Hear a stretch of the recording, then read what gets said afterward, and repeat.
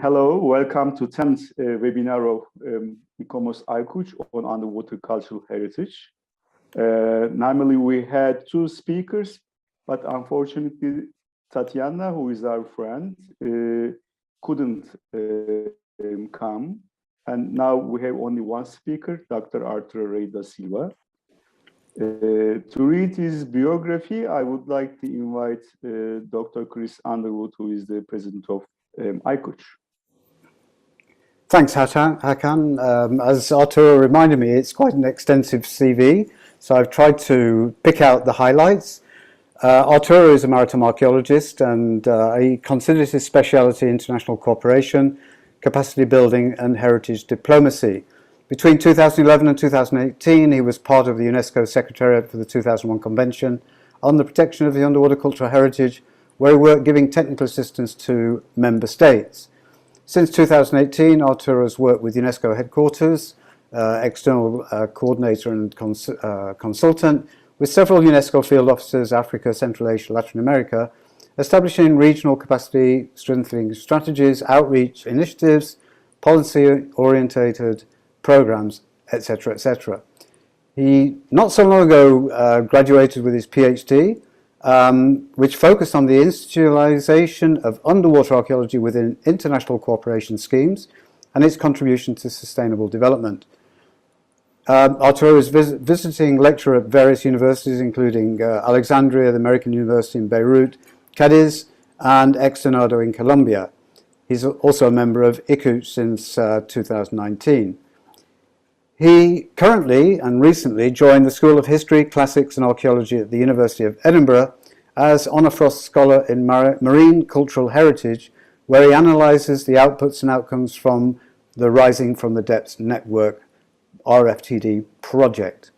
Arturo, I think it's you take the floor and let's hear what you have to say.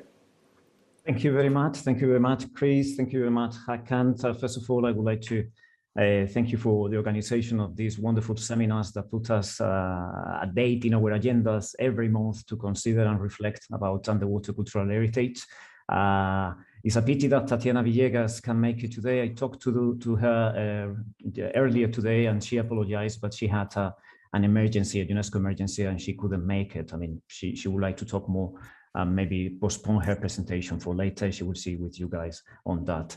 The reason why I mentioned that is because somehow some of the things I was gonna say, she was gonna explore further, especially in terms of intangible cultural heritage on that.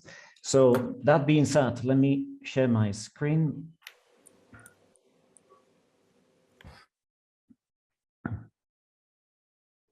You can all see my screen, yes? Yes. Perfect.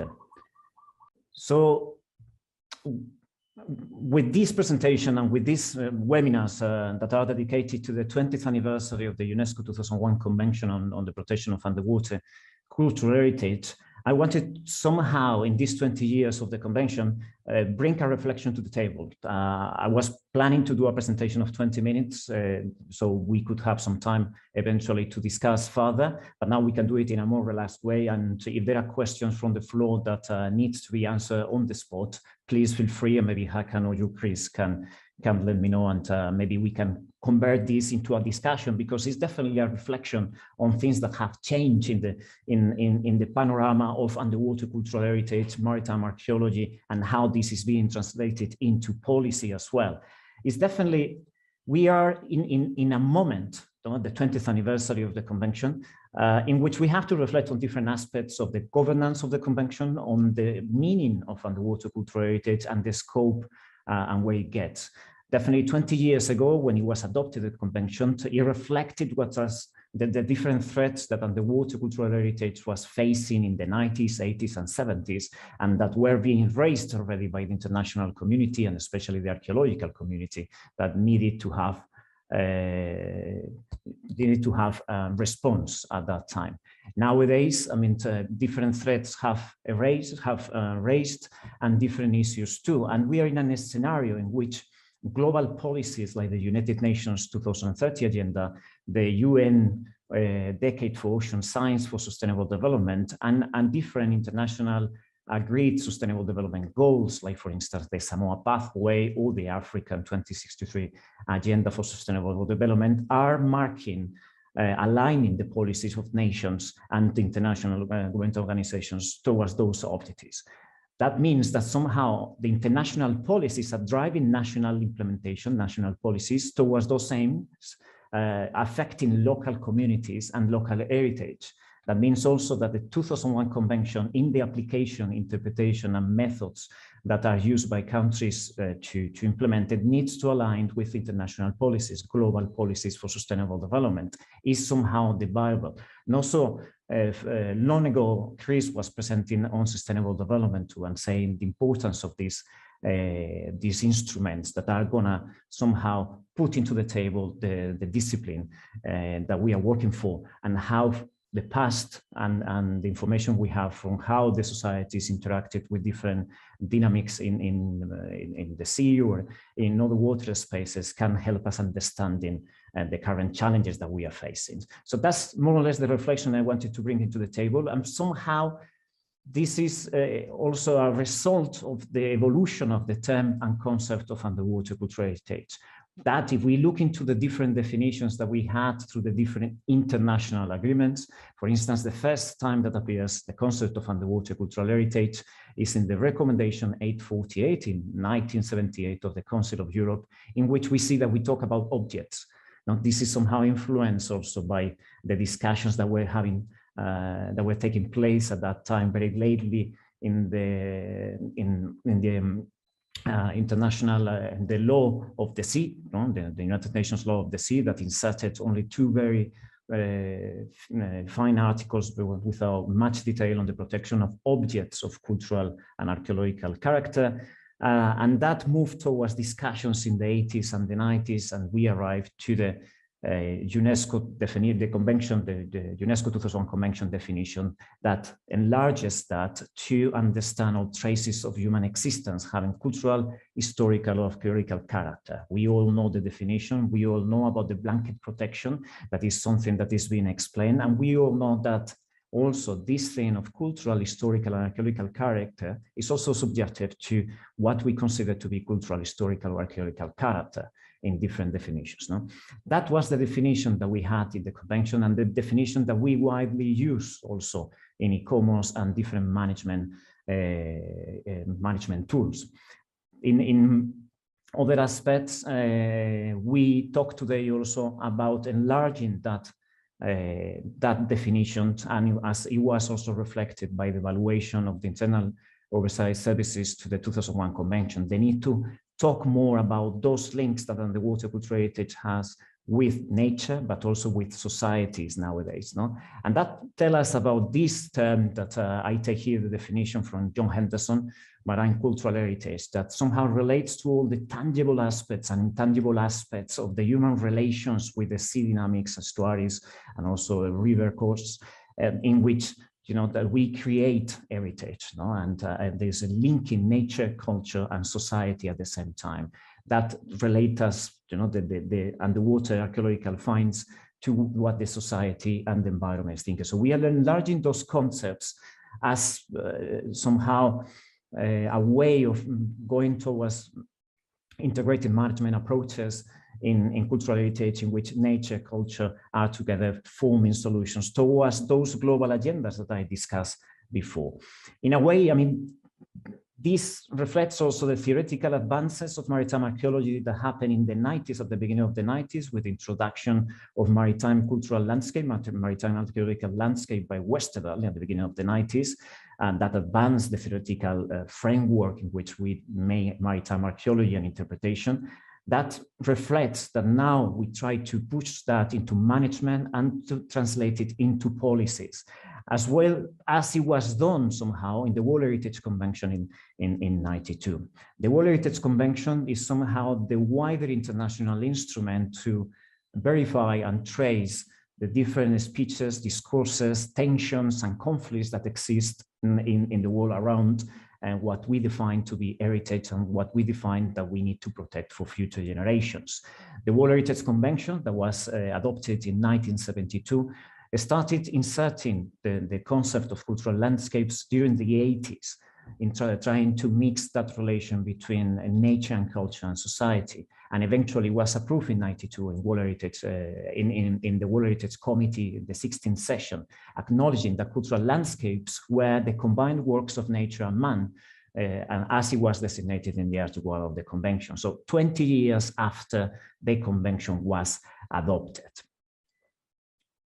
In any case, I mean, far from, you know, in the Convention, far from having the cultural landscape approach being inserted into the operational guidelines, is something that we can see that in the further debates is being inserted, especially when we talk about marine special planning, marine protected areas, or integrated coastal management.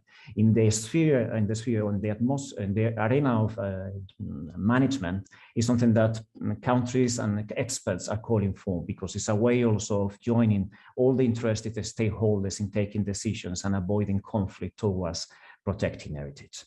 But well, here, when I put the title of this conference as Underwater Cultural Heritage Internationalism, I took the term thinking about the seminal paper by Merriman, Cultural Property Internationalism, no? In which he uses this term as the concern expressed by all the international community, but most of the representative countries, government representatives, and other stakeholders on the preservation and enjoyment of what collectively they consider worth passing to the next generations in form of heritage.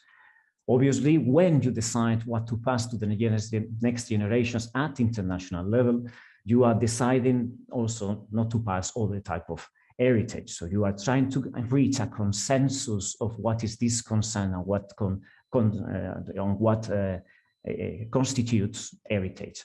One of the first times that we started having that international concern, that we can see that in the historical record, it was especially with the Napoleon's campaign to Italy and different expos that did of Italian art that we can see in different papers and different criticism from the time, from the end of the 18th century, beginning of the 19th century. Intellectuals were already criticizing that. There were a joint collective consent for the protection of cultural heritage in Italy through war, you know, in the event of conflict. We see that at the end of the Second World War, as a result of the Second World War, we know that the foundation of UNESCO was especially formed through the calamities and catastrophes that occurred after with the Second World War. And the 54 Convention on the Protection of Cultural Property already expresses very well that ethos, that philosophy that we are going to see in UNESCO in the whole of history. You know, cultural property is the cultural heritage of mankind. Also, I mean, there is a big statement in that convention that tells us that damage to cultural property belonging to any people whatsoever means damage to the cultural property of all mankind. So this big statement is what formed already the international view that we need to protect cultural heritage in a consensual way between all states, member states, and concerned parties at international level. That extended from being a concern from the destruction in the event of war to preservation of heritage in different stages. And even if UNESCO has been criticized from being a westernized organization with conservation of views of conservation and archaeological practice coming specifically from the West, we have seen in the World Heritage Convention how they are trying to advance in the debate through different debates also between the different state parties. For instance, I mean, the different debate on the issue of authenticity, what authenticity was. You know, in the 90s was a huge debate between different states because it means something different in Asia and something different also in Europe, no? Until they reach a document, and it's typical in this type of organizations, the NARA document and recommendations that help somehow integrating and making heritage much more fluid, if you want, no? Because we have to understand heritage, and at least that's the way I say it, as a process that is around the remains, the archaeological and tangible remains of a specific cultural expression. No? The processes of interaction between stakeholders, the processes of valuing, the links that exist between conservation and nature, etc. And those processes are in constant movement, and they are changing. They are completely changing. No? So this is what Tim Winter called us the international phenomenon of heritage, in what calls international heritage diplomacy as an arena of governance of institutions and as a space of both cooperation and contestation. Here in the bottom, a picture of the foundation of UNESCO in London in 1946. But is it maritime archaeology international? Well, archaeology as a discipline, we could say that has an incredible international component. Either from the beginning, if that component was completely tied to colonial powers going to different places in order to boost national identities. And now we try somehow archaeology to break against that past, trying to change the narrative towards a much more international or globalizing view. Or if we look into archaeologists as ourselves, we like to consider ourselves international cosmopolitans. We go to international conferences, we publish in different newspapers. I'm from one country working in another and speaking in another language. And here, this webinar is essentially an example of how international this can get. But at the end, if we look into the controversies of that internationality, archaeologists depend and rely on national laws and different practices in order to develop their own work. At the same time, archaeologists, we have our own bias, our own political views, even if we don't realize we put them into the table. And that is seen in the debates in UNESCO among the different governing bodies. You see how experts, for instance, in the scientific and technical advisory body, the technical body of the convention, are mixing different expertise. One of the expertise, and they have to master it, is the representation of the country. And that sometimes may be in conflict with what they think as experts, but they have to master, all those biases. One of the things that we saw at the beginning also in the 50s is that internationalism of cultural heritage. And that is translated also in a recommendation made by UNESCO in 56 regarding international principles applicable to archaeological excavations. In this recommendation already, the archaeologists recognized as an international discipline itself. Although with a national bias, and puts the responsibility into the states for applying the recommendations that is saying. In this recommendation already, excavations in the territorial waters of the states are being recognized. It's the time in which the 50s underwater archaeology is being formed as we know it, with the invention also of the scuba in the 40s, but also when threats and concerns towards its protections started. It's also the period, this decade, in which different pioneers of underwater archaeology, like Nino Lamboglia, Jos Bass, Unor Frost, etc., called the attention of the world, telling that we needed to have national legislations to protect this. And then in the 60s, soon we will have the first international legislations focus on underwater cultural heritage, on shipwrecks specifically in France and in Australia. But at the same time, they are calling for the need to protect underwater cultural heritage that is found in international waters, because we didn't have that jurisdiction and understanding on how to protect it and how to get there. They were thinking obviously mainly on shipwrecks as the main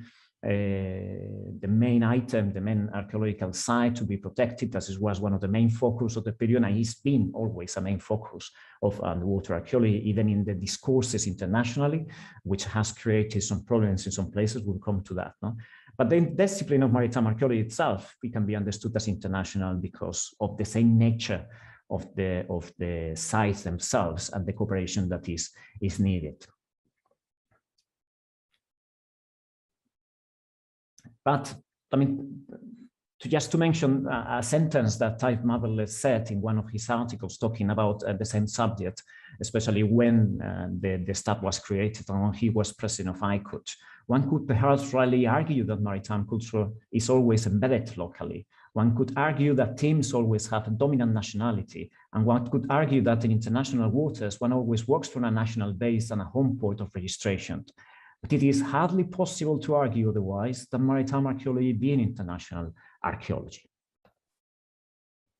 This internationalism of underwater cultural heritage is already acknowledged later in the first international recommendation done for underwater cultural heritage, and the only one for the time being. The Sofia Charter done by ICOMOS in '96, where ICOMOS had a prominent work, because it was the main objective of the foundation of ICOMOS, the first drafting of this chapter and that was adopted in Sofia, Bulgaria in '96. In the same introductory text of the recommendation already tell us that the underwater cultural heritage is an underwater resource. It's an international resource. And it has to be there like that. It's somehow presenting the difficulty of management that we had at the time and that we still have in order to agree between different countries, in order to use the same type of language when managing discoveries in international waters, for instance. No? This is later translated into the 2001 Convention with many of the articles that we already know. And already in the preamble is telling us of the importance of underwater cultural heritage as an integral part of humanity, an important element of history of peoples, nations. I mean, we see that is the wording that UNESCO uses in different ways in most of the conventions, and also we see it in its constitution, creating this internationalism of heritage itself. We see it later in the different articles, and we see in the articles as well how that international feature of heritage is left for countries to preserve. It's a responsibility of the countries. So somehow the philosophy of individuality to protect and to be responsible for international effects and impacts is being presented here. Now, state parties shall preserve underwater cultural heritage for the benefit in conformity with the provision of the convention. And then it talks about the importance of international cooperation and the importance also of the power of the states. So here we see two things that we already are feeling as maybe sometimes complicated in the application of the international of a convention like the 2001 Convention. It's a convention that very technically is pushing the states to protect underwater cultural heritage, giving guidance and rules on the best standards to have activities directed to underwater cultural heritage. At the same time, there have to be the nation, the member states with sovereignty, the ones that have to implement the convention in the best possible way, but depending on the capacities, the resources, the priorities, or what they understand as heritage as a priority in the same country, they will do it in one way or the other. And as we know, there is not any evaluation and reporting mechanism in the 2001 Convention yet that tell us, you know, how countries are moving towards achieving the goals that they committed to in an international convention. This also takes us to think, you know, I mean, you have local narratives, different local views, different ways of dealing with maritime and underwater cultural heritage in different countries, and different uses and benefits that can help local communities to build up sustainable development that are not so taken into consideration by the national authorities and presented to UNESCO. So we have different levels that we can see in the different activities that UNESCO is doing and is trying to change. Another thing that the 2001 Convention has as an important international, truly international action is the cooperation mechanism for discoveries and actions done in the exclusive economic zone, or the continental shelf, or in the area, using the terminology approved by the law of the sea that, you know, is taken also by the convention. One example of this, and the only one for the time being, is the notification by Italy of underwater cultural heritage being found in the Scherchi banks.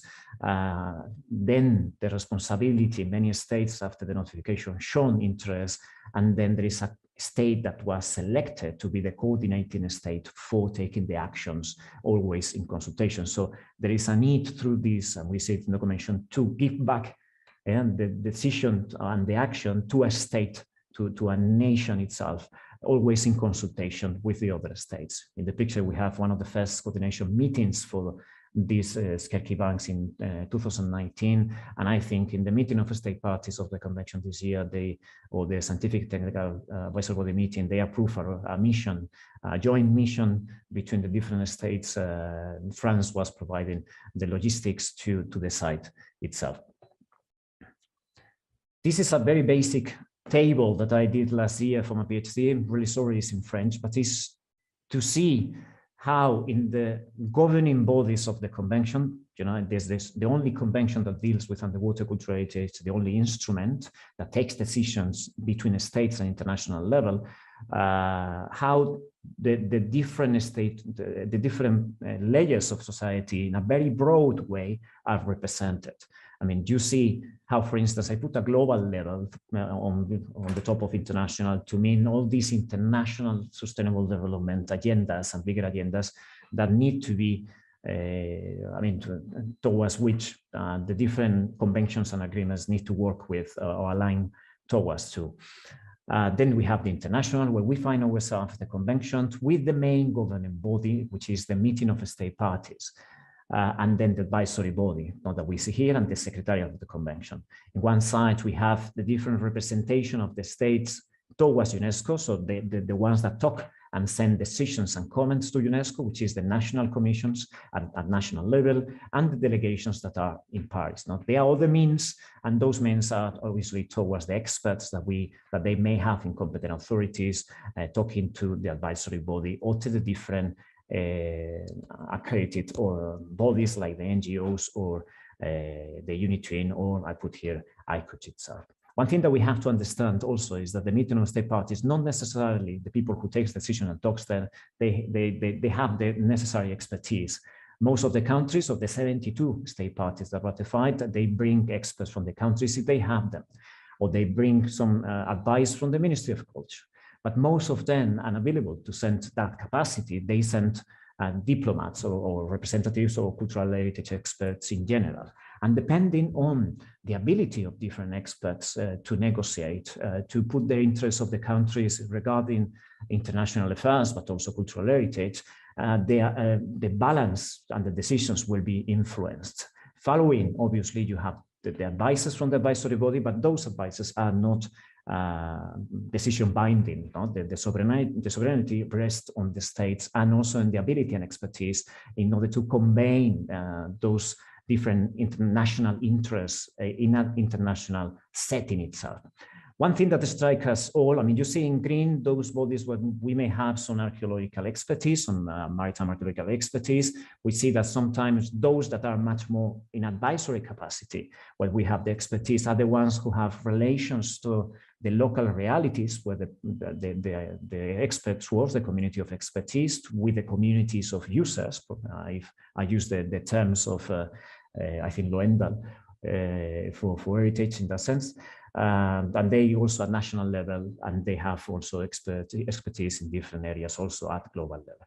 But what strikes us is that at local level, there is not any representation or any voice of concerned communities that may want to somehow express what they feel, what they sense, not only to the national counterparts, but maybe to the middle state parties. Now, I know several countries, some of them haven't ratified the convention, others that have done it. The heritage agencies are working with different communities for raising awareness, for understanding the traditional knowledge parts. But in most of the cases, that really doesn't happen. And it's something that was also raised in other conventions, like in the World Heritage Convention. And in the year 2000, the World Heritage Convention tried to create a body and a kind of committee of local and indigenous communities that work also with the committee. But eventually that was rejected by state parties because of issues of rights of decision, jurisdiction nationally, etc. And the World Heritage Convention created a forum of local and indigenous communities that combines and made dialogue with the decision makers of the committee. So they're looking for ways of dialogue, and that's something that in the 2000 Convention hasn't been done yet. But the winds are blowing towards that direction, to have much more representativeness of local stakeholders, concerned local stakeholders, in the decision-making processes, as the recently approved theory of change is pointing to. These things are something that was already mentioned by the internal evaluation of the 2001 Convention. We don't need to go into detail. I mean, we probably all know the different recommendations of the internal evaluation to the Convention that made different interviews to local stakeholders, national delegates, archaeologists, etc. But what they saw, it was really important to have the participation of local communities in the safeguarding of underwater cultural heritage. They also saw that there was a need to enlarge the values and links of underwater cultural heritage with other programs, not only within UNESCO, but other concepts of heritage, in a way that somehow is much more related to cultural maritime landscapes, to ecosystem-based approaches, etc. They also conveyed UNESCO the idea that they needed to change this discourse of the way underwater cultural heritage was presented. And this is something that we have seen in several places. It's true that maybe in the first years of the convention, underwater cultural heritage was presented as being truly an heritage linked to the European expansionism, to different to shipwrecks as the main site, and disregarding or not knowing the heritage that is understood by the different communities in different parts of the world. So the inclusion of different narratives is essential, and is something that we see that is happening already through the international bodies of the convention. So it makes different recommendations towards these aims. And it's something that we see also in the different capacity, in the different initiatives, assistance offered by UNESCO, the different capacity building initiatives. They started being programs that were teaching specifically the introduction to the core elements of understanding underwater sites, underwater archaeological sites, how to record them, how to physically protect them, the in situ preservation. And now those capacity building programs, to which many ICOMOS members are contributing, is moving towards adding also the issues of management, towards marine heritage also, climate change, sustainable development, and policy making as elements that are needed also in the governance of heritage by different experts. So we see how this moves forward. Also, in 2015, the meeting of the parties approved the designation of a kind of list of best practices for underwater cultural heritage protection. This list was focused quite a lot in public access to underwater cultural heritage. And even if it's being reviewed now with a huge work of this scientific and technical advisory body, there is new science that will be introducing more and more encouragements like that one sentence, and to include appropriate stakeholders, as we have seen in many of the practices that have been already inscribed, like for instance, Mexico inscribed the work with communities in the protection of heritage in the Nevado of Toluca in the Yucatan Peninsula. So the work that some countries are doing to insert that local realities into national policies and present it into the international sphere is huge, but there is still a huge way to go if we want to have that among at least all the members of the state parties. And other actions of UNESCO, especially related to the assistance done by the scientific and technical advisory body, have shown also that need to understand and follow up the impact or the indirect impact that UNESCO may have in the local realities and narratives. Whereas the scientific and technical advisory body missions have been completely a success in helping the countries to follow the rules of the annex of the convention and to identify the main issues, especially when treasure hunters or different interested parties are presenting projects that don't look like professional, or they don't follow the rules. There are other issues, like for instance, we saw in the workshop that we did with local communities in the island of San Marie, together with the African Center for Heritage Activities.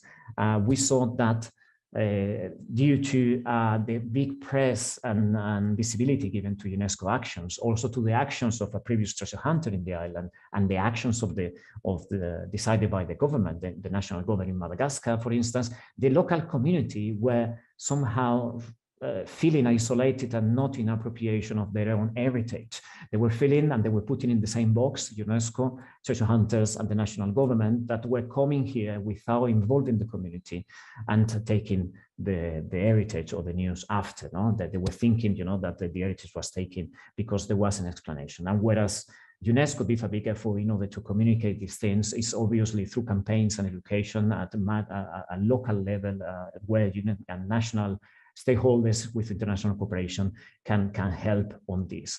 Somehow this made that in San Maria Island, the traditional ways of working and protecting heritage, there was a traditional way of not fishing or not making activities in places where they were faddy, not kind of places, taboo places with sacred spirits from the ancestors, places where accidents in the sea happened.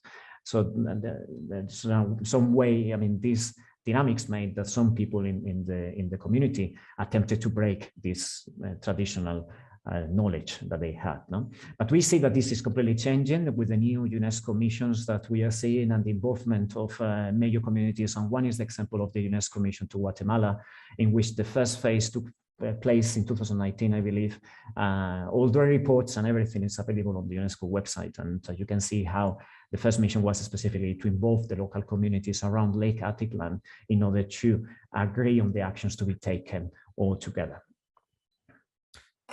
Now, I mean, I think I only have 5 minutes, and I want you also to mention how solutions are coming also from the field, from the field of research. We never have to disregard. We need to link, and it's something that maybe at international level and bureaucratic level and decision-making level has been difficult to join the results from the scientific research towards the making of policies, and recommendations at that time. It's specifically what we are doing in Challenge, in Rising from the Depths. I recently joined the University of Edinburgh, but specifically within a project called Rising from the Depths, which is a project that using challenge-led research in marine cultural heritage tries to see how this heritage it can be productive for local communities in different areas of Eastern Africa, like Kenya, Tanzania, Mozambique, or Madagascar. No? There are 27 projects being financed by this network that at the same time is financed by UK Global Challenges Research Fund. And among all these projects that are entering now the later phase, the last phase in which they are constructing their own outcomes, and we are seeing already those results, we see how many different results can form policies that could help integrating the community's views, narratives, and uses of heritage in the national policies that are responding to the international way of seeing heritage. Most of the countries here, even if they haven't ratified the 2001 convention, they're applying the annex, so they are trying to continue the work done in maritime archaeology, especially Kenya, we see is one of the countries more advanced. Madagascar has ratified the 2001 convention and is doing things related to that. One of the projects in Madagascar is right in St. Maria Island that I talked before, and is by some of the students of capacity buildings of UNESCO that is continuing working with communities for that. So some of the results from these projects, very basically, that we are looking at, as I said, we are analyzing the outcomes and an ongoing process in order to present policies and recommendations to states. We see that many of the projects are empowering communities and vulnerable groups in heritage research and protection for social and ecological and economic benefits. Some of the projects like Match to Discover Mida Creek in Kenya by Cesar Vita, also an ICOMOS colleague from us, is working also with different vulnerable groups and of women and youth specifically to understand, map, and the marine cultural heritage in the area and use it for their own benefit in the for sustainable uses, and improve economic viability of these areas. Other, for instance, like Protecting the Past, Preserving the Future by Dario Dabiti, has identified how in a big project like the Lamu port, Lamu is a World Heritage Site in the northern Kenya, that they are building a huge port and being linked to a path corridor that links several countries in Eastern Africa to have access to the Indian Ocean and to the wider network of trade, maritime trade. They identify how, even if there were some measures considered for the local communities, marine cultural heritage, more in the terms of intangible heritage values, has been widely affected because there wasn't an existence, a protocol for involvement, participation, and consultation, something that is being now drafted and proposed. All the projects are resulting in the integration of community protocols and traditional regulations into national policies. Some of them, for instance, also in Kenya, are looking for the creation of a protocol in the Kilifi County, for instance, for the community, the local communities to have in order to negotiate with external actors, like, for instance, offshore industries, big fisheries, and to integrate in those protocols the national policies together with the traditional knowledge and practices. That also is seen in Tanzania and also seen in Madagascar, where the DINA, which is the traditional regulations they have, is creating some heritage protection zones through the beliefs and ways of traditional activities of the community, linking that to the different national legislation. So there are different paths in which we can see the inclusion of local knowledges and local voices into the big governance of underwater cultural heritage, or if not marine cultural heritage as a whole. Others are using this traditional knowledge and arts and performing arts and way to communicate, give outreach, and give information in order to build up different strategies for climate change mitigation, for resilience, and more sustainable uses of the environment. I think my time is up, so I'm going to finish with these recommendations of how, we are working towards the integration of the local within the global debates, but there is debates, but we have to definitely work much more, all of us, and include obviously the local voices of that. There is already, through the theory of change and the creation of results framework for the 2001 Convention, the idea to consider by the state parties of creating a reporting mechanism in which all these things can be tackled, how states in the implementation of international instruments, the 2001 Convention, are involving stakeholders somehow. So this is something that will be developed in the next 2 years or so. Together with that, it's also foreseen the establishment of an international platform to boost dialogue and representation of communities, local communities, and especially indigenous communities that in most cases may have different ways of approaching natural and cultural heritage, or even understanding what is heritage and how to quantify it or how to protect it. Then the intersection of notions of cultural landscapes and ecosystem-based approaches in UCA management, not only in the convention that could be debated, that in the operational guidelines could be somehow inserted for debate also, to be, to widen somehow the view we have of management, but also in management. And then developing community-based capacity building strategies at international level. We have that through the international cooperation in projects like Rising from the Dead, but also comes to mind the activities of the Honor Force Foundation in the Eastern Mediterranean that are working also in some of these aspects. And then challenge-led research in marine cultural heritage can inform policies to better achieve the international agreed sustainable goals. Well, that's all my reflection that I had to share with you. I hope, I gave you some ideas or to see the things in a wider sense, and to see also behind the scenes how there are some challenges that are still there, and that we have as community, as heritage practitioners, as people interested in marine cultural heritage, climate change, our nature, our ocean, we have to address in order through addressing the global challenges, protecting at local level, and reiterating the sentence that we have to think globally, act locally. Thank you very much. Thank you very much, Arturo. Thanks also that you could finish on time. Usually you prefer to speak longer.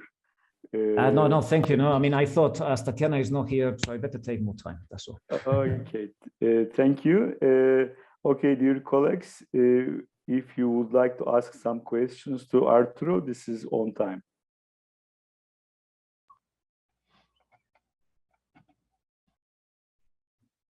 I think Athena has raised her hand. Yes, Athena, we are listening to you. It's actually not Athena. I'm afraid of hindsight. Very nice voice, Athena. And you have two cameras. Where am I looking? You're looking. I'm looking over there. Sorry. I'm really curious about the work you're doing with Edinburgh down in Africa, and with all of the long-term widespread projects that you have going on. I'm curious if there's going to be any sort of follow-up on the results of those projects. So say 5 years after the project is finished, or 7 years after, is there going to be an effort to go back and to see if there's any sort of continuation of the efforts and the results that you created? That's a very good question. And it's one of the things I said also as one of the challenges that we have at the international level is to have that evaluation and follow-up of policies. Eventually, yes, that's one of the things that we intended. Right now, we are looking into the outcomes that are coming. Obviously, we know the outcomes that were intended, because of the applications. Obviously, most of the projects suffer from the COVID lockdown because many of the projects were half UK, half local partners, and many of the others were local partners only. So they were the people that are doing exactly what they thought it was best for their own heritage in that sense. So they are coming and they are looking. We are looking into that. The idea, and is as we are working, is to strengthen the network that has been created. Yeah. There is a network between all the different experts that are joining Rising from the Depths that is also linked to the network already created by UNESCO, because many are the same, and also ICOMOS members in the region that we have to strengthen in order to follow up these actions. Also, we are also looking into getting also funding to do all the monitoring and follow up. But definitely, I mean, if we weren't looking into follow up of the projects in the long term from the same PIs, the same program investigators that are dealing them and seeing how this is really changing things, we couldn't be there. No? I mean, we will be doing exactly the same as many of the projects have done before, in which we have recommendations, we have very good results for 20 years ago, but as we haven't followed that up, we need to do exactly the same. So yeah, definitely. The idea is also to liaise with UNESCO in country, but also national commissions in order to do continued monitoring on how they are using the capacities, even if not at national level, also through institutions, through universities, or through municipalities and the NGOs. Some of the projects have created different NGOs at local level, done by women's group, youth, fishing people. So these organizations are the ones that we want to see continuing, because it's platforms for exchange and platforms that will be also addressing the issues that they may be having in the heritage governance.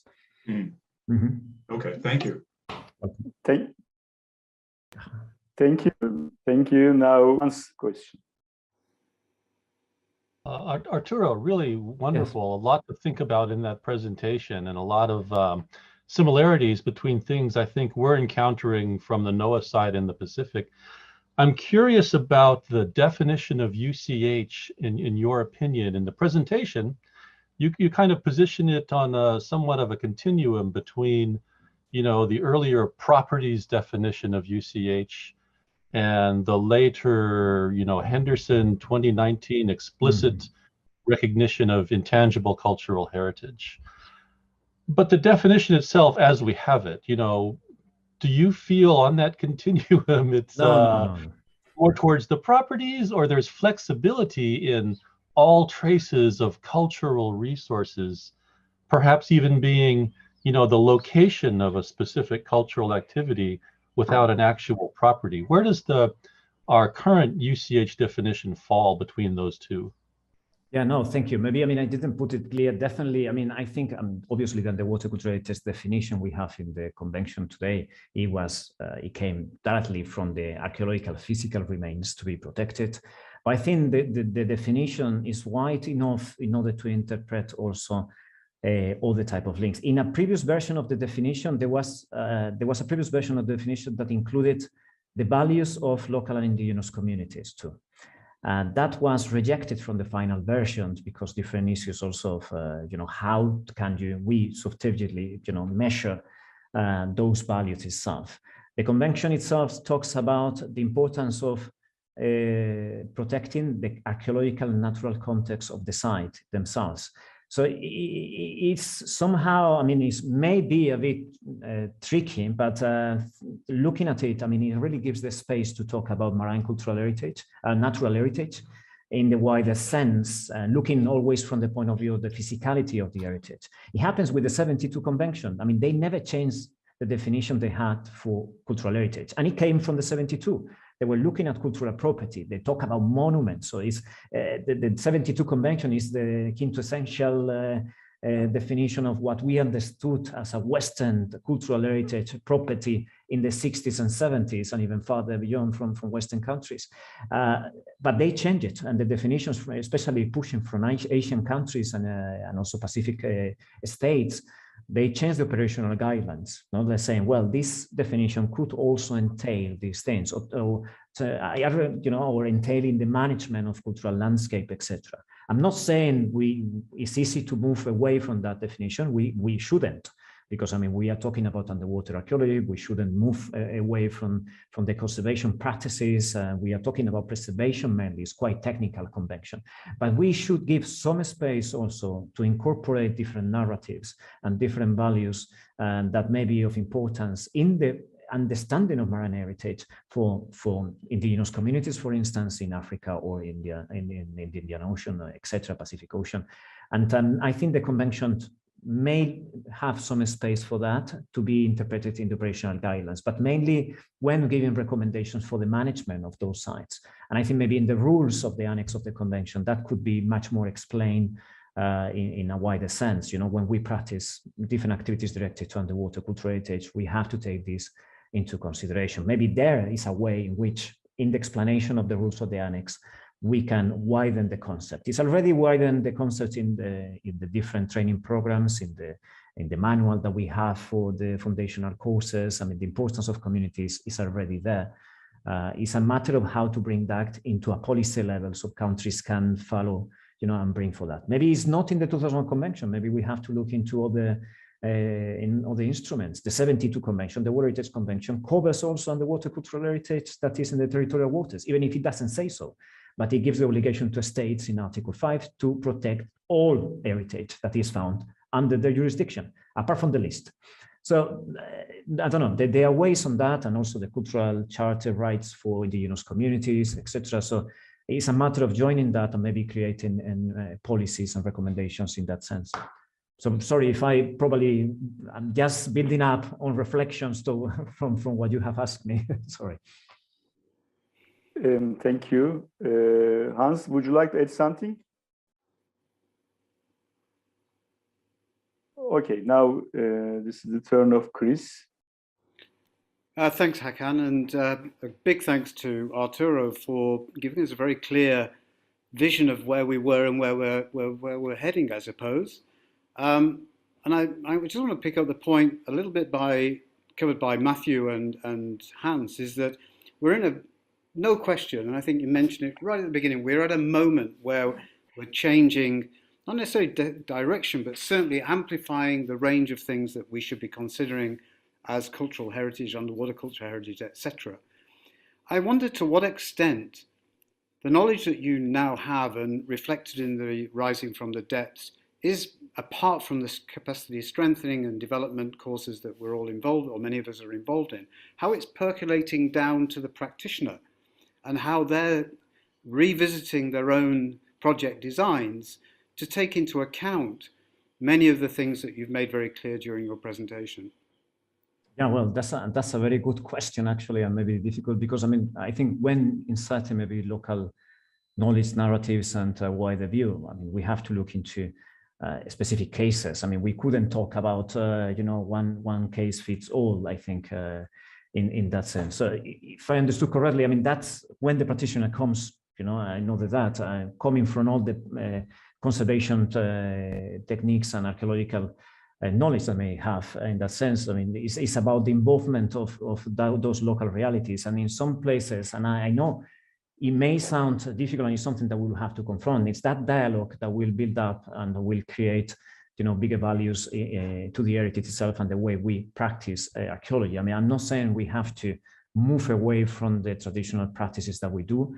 I'm saying that sometimes in some phases, maybe, I mean, especially in policy making, we have to include also some other narratives and voices, even if those voices are dissonant. And in some places they will be dissonant. No, it's a matter of seeing how, and that will be a conflict is where we need those policies and protocols in order to see how we avoid conflicts. I mean, obviously there will be different views of heritage and what needs to be protected. Communities that they don't really want to protect heritage or give different priorities. We need to talk and address those issues with the view of protecting heritage, as the policy is saying, as we believe, you know, is our goal as heritage practitioners, but also involving in a dialogue that they can understand better why this is done, why there is a benefit from underwater cultural heritage in the places to themselves too.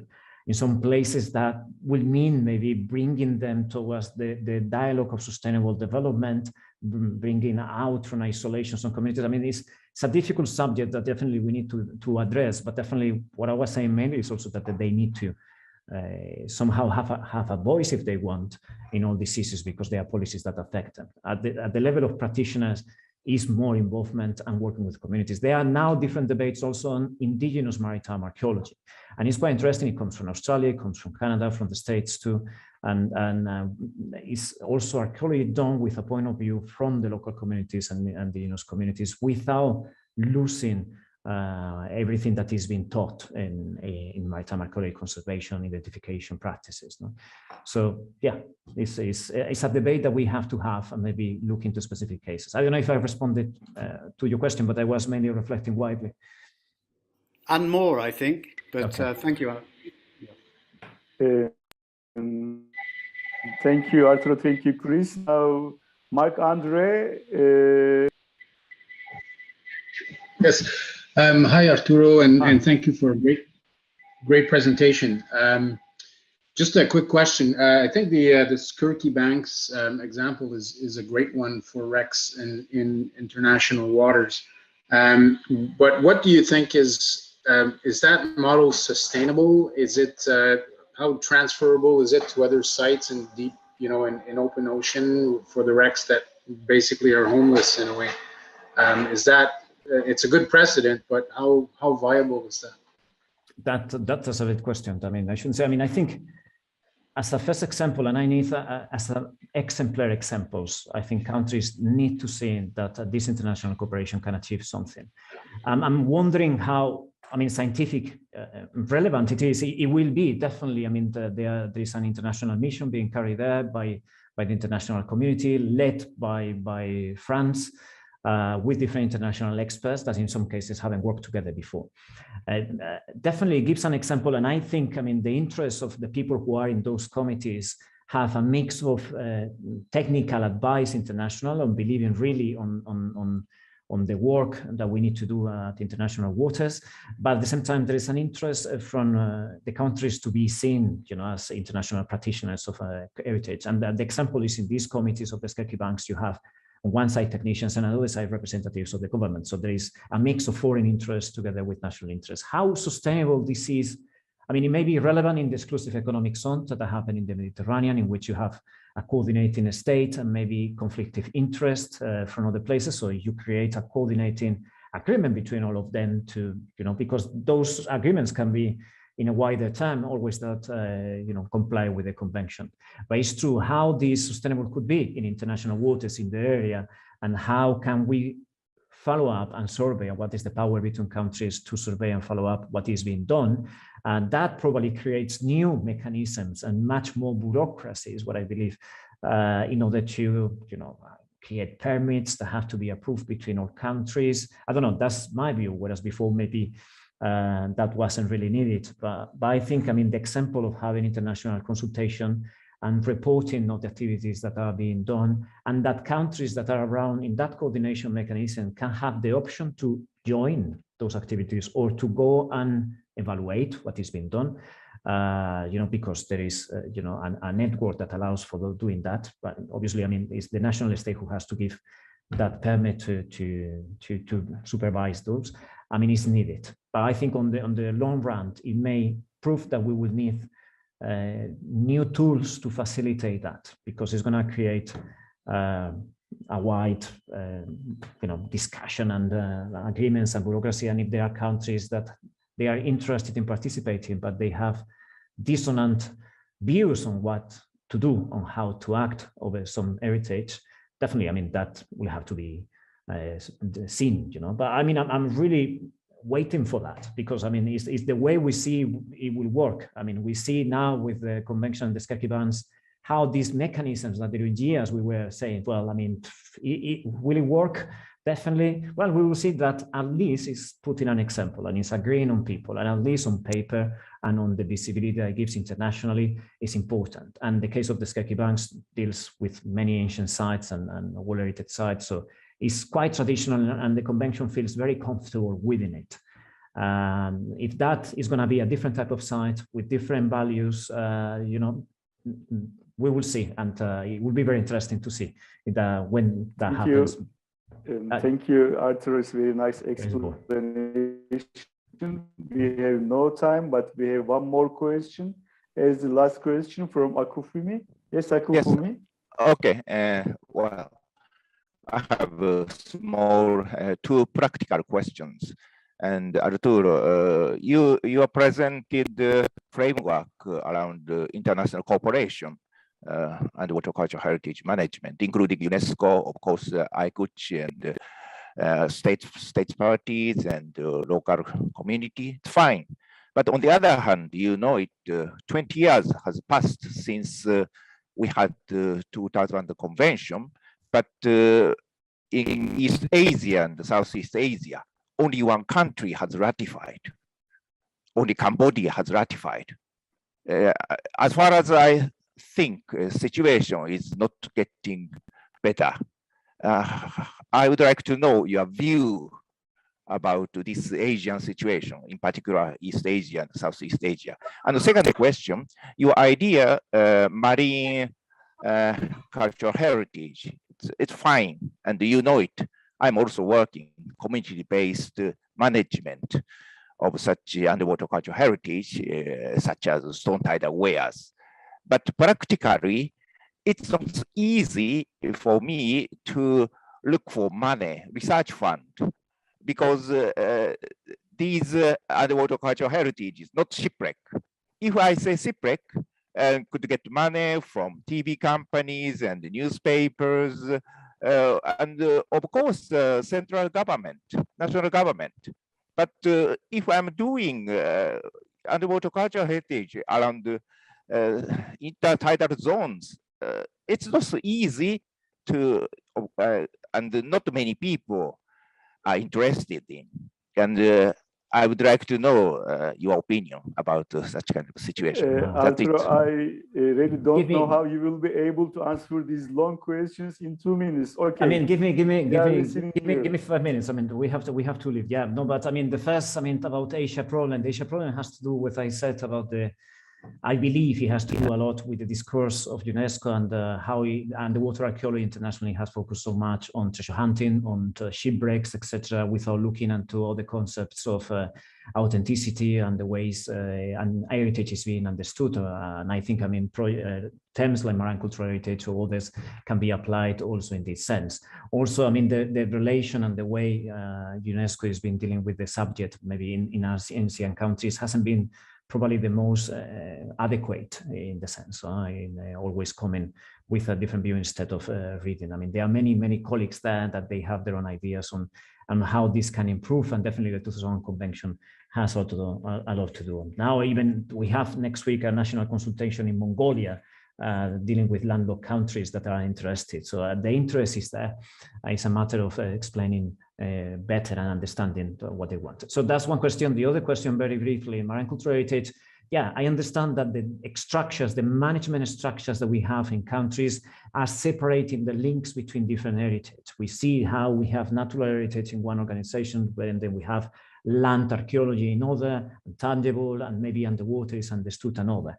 Then shipwrecks, if governments are prioritizing shipwrecks, especially because of recent history, maybe like Japan with the World War II, or other types of history, like in Spain with shipwrecks related to the expansionism period. That prioritization has to do also with national narratives and the way they are looking into underwater cultural heritage. It's a matter also of trying to present the beneficial links that has the marine cultural heritage and work towards that. For instance, I mean, the project Rising from the Dead received funding because of that, because presenting underwater cultural heritage as a part of a wider vision and links in that maritime cultural landscape view. And talking also about challenges and, you know, about global issues, you know, how this is going to help achieving the goals that the different governments are contributing to. No? So it's the different mechanisms and seeing where these are. But I completely agree that the way we are speaking international and the way conventions are being presented have created that national legislations are being separated or not being regarded together, you know, or in synergies. And this is something that countries and archaeologists and practitioners are asking international organizations to do. I'm not talking only about UNESCO, I'm talking also about ICOMOS, ICROM, etc. No, it's something that we archaeologists know, but I mean the policy making that don't have separate structures. No, and this is something that we have to aim also to start changing. Thank you very much, Arturo. Now we are here at the end of the 10th webinar of ICOMOS ICUCH, and I would like to give the floor for a very short closing speech to Chris. Well, thank you, Hakan, and a big thank you to Arturo. I think you've stirred the pot a little bit today. Got some very interesting questions which are broad-reaching, broad-scoping, and given, I think, most of us a lot of things to think about. And obviously, around the table of UCH, we are in the process of discussing many of these things. So once again, many thanks, Arturo. Many thanks, Hakan, for organising this. And we look forward to seeing everybody at webinar 11 in a month's time. Thanks very much and look forward to seeing you. Thank you very much. Thank you, Chris. Thank you, Hakan. Thank you to all.